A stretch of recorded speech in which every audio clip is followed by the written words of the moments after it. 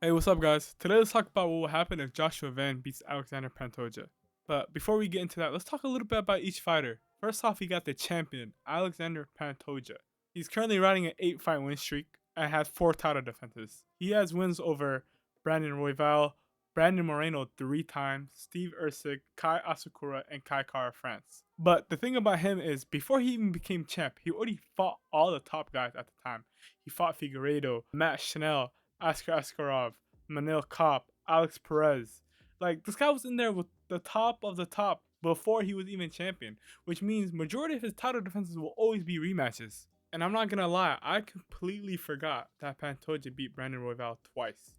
So if you want to talk about who's been the best and at the top for the longest, it'll be Pantoja. And the fact that he has 4 title defenses also on top of all of this is crazy. He even knocked out the GOAT Matt Schnell. Who can knock out Matt Schnell?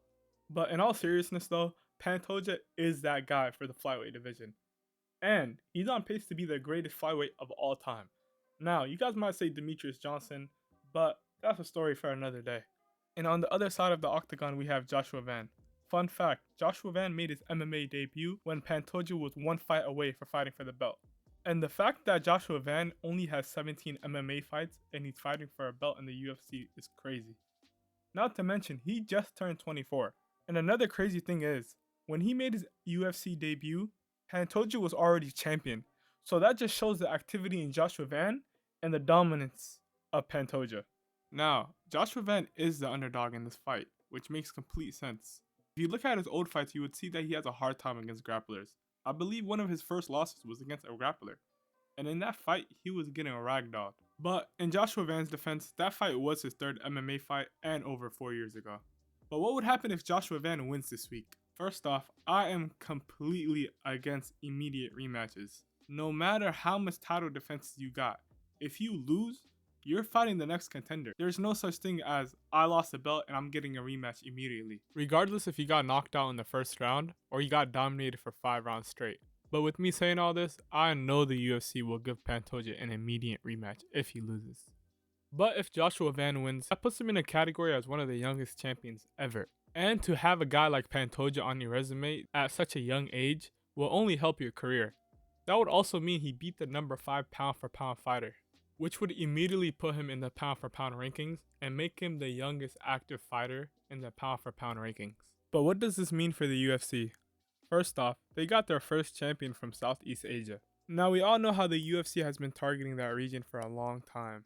And now, with them having a champion from that region, they're going to be promoting the hell out of Joshua Van, especially in Thailand, due to the fact that Joshua Van represents Myanmar, and there's about 4 million people from Myanmar living in Thailand.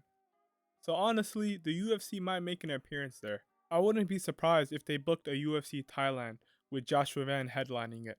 And that event could possibly be even a fight night, because in the past, the UFC has had flyweight champions defend their belts on fight night cards.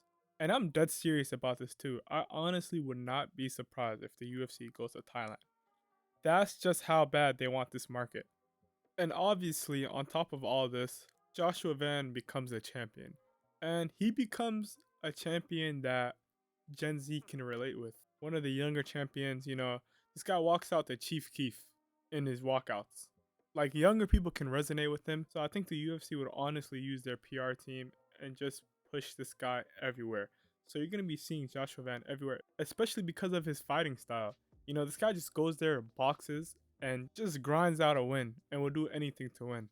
So we talked about what would happen if Joshua Van wins. Now let's go a little deeper into what does he have to do to win. First off, we all know Pantoja's plan. Take you down, submit you. So obviously, Van has to work on his takedown defense. And not only that, but his ground game. Now, we all know Joshua Van has a hard time on the ground, and he really needs to avoid getting taken down because Pantoja is a huge threat on the ground.